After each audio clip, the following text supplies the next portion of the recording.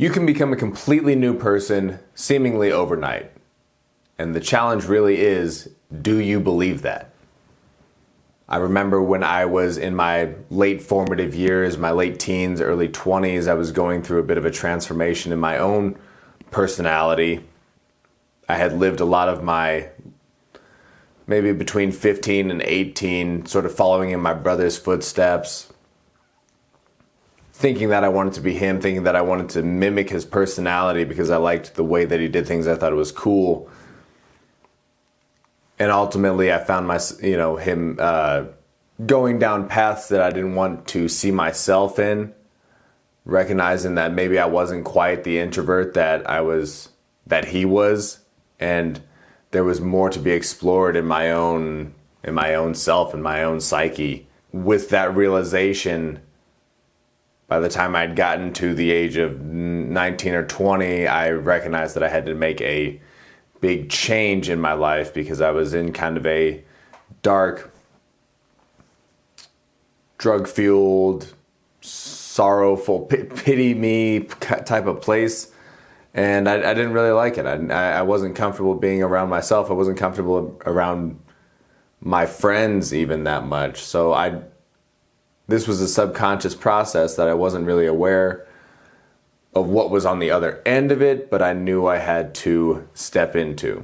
Little did I know this was the beginning of a big, life-changing, and long-lasting shift for me. And I'd like to break down some of the things that I've learned in it, because I think this can be applied in our own identity shifts that we may be really yearning for in our lives, and our greater divine soul may be actually expecting. I do believe it does get a little more difficult with time as you mature, because there is something about the young, youthful substance in your heart, young adult, that just happens in a way that we can't even sort of capture, that is its own beautiful journey anyways. But before we get into it, I would like to introduce myself. My name is Drew McClellan. I make these videos on this channel to help people become the leaders of their lives. I have a background in songwriting, lyricism, playing music. I've worked in service industries for many years, working in restaurants, bars, venues, things like that. In the social world, it is really a part of my current identity and my passion.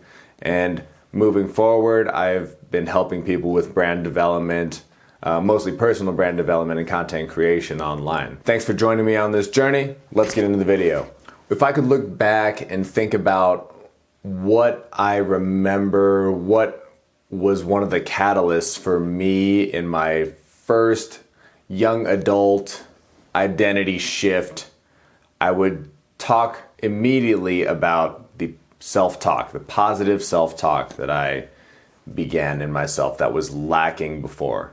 I was never that boastful of myself in my prior teenage years. I had lost a lot of confidence throughout my high school years, and that drove me into drugs and escapism. And when I first decided to become a new person, one thing that I recognized that I was not doing before, that I had to start doing, was start talking better about myself. And naturally, this came to a point of, there's definitely a way you can overdo this. We've all seen people be super full of themselves and super cocky, and I even was that for a while, just to get myself in the nature of, I am like, I wasn't used to thinking that I was cool, or I wasn't used to thinking that I was doing shit that people wanted to be around, or I wasn't this desirable person.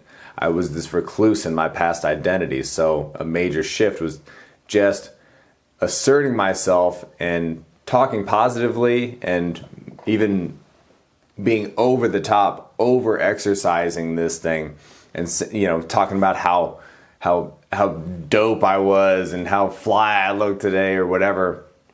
It was a young, cocky attitude, but something that was a polarizing shift from where I had been before, which led to these new sort of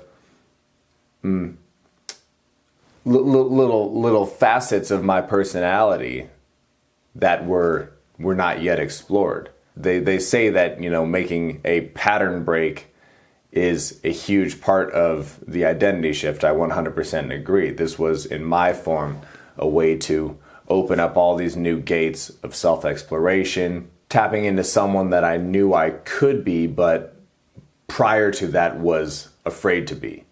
Afraid of the judgment from people around me, or afraid of judgment from myself. Afraid of the condition, and that was like a conditioning that I had even before that. That was sort of an internal self-image thing that was, it was limiting me. Second thing I would say that drastically changed who I was and helped me split to a new, more progressive identity was accepting a new environment. And this is only, you could say there's a psychological environment that you're maintaining. More so, I'm speaking of a physical setting and a social setting. I was always the type of person, I'm an Aquarius, so I drift around. I don't hold jobs very well. It's been a long road for me to become stable with work, and I would even say that's still an ongoing process. But something about an environmental change and being introduced to new people always has the opportunity to breed new behaviors and continue that self-exploration.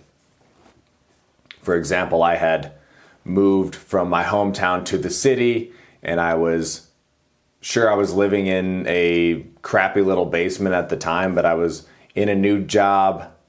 There was a bunch of young people around me from all different places, and they were all artists or creatives of some type. And it was just a cool new mesh of people that was not, the high school friends that I was accustomed to. And the behaviors were so much different than that of my close circles back in my hometown. Changing the environment too. I was I was working as a cook in a restaurant, but I was excelling. I loved the pace of the restaurant.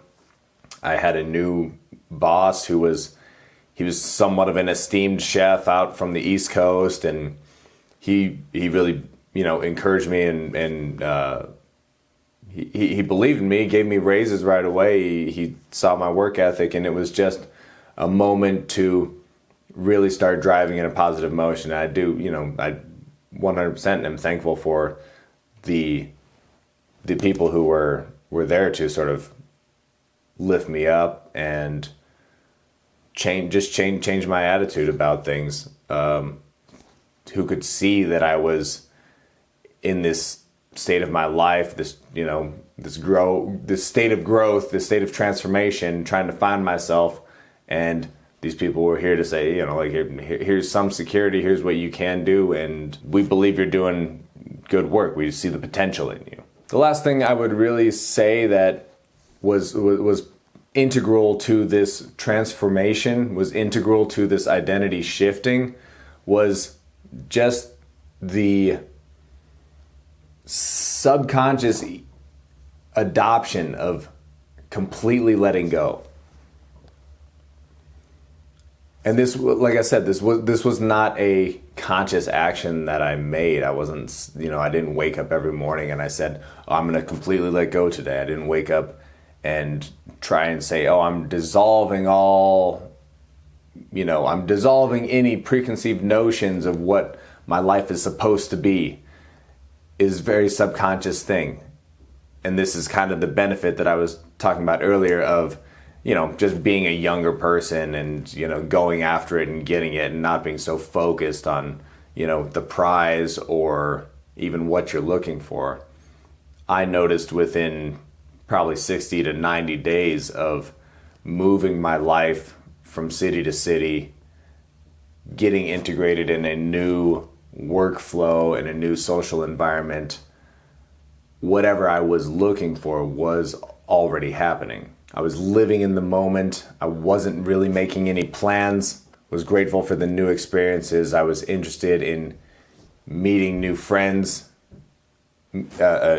developing new relationships, getting into the dating world. All my guards were dropped because I was just in this state of conscious exploration almost, or I was an adventurer. I truly was dissolving any expectation of outcome, and that is in that sweet spot where you are venturing into the unknown and you're becoming that next person that you wish to be.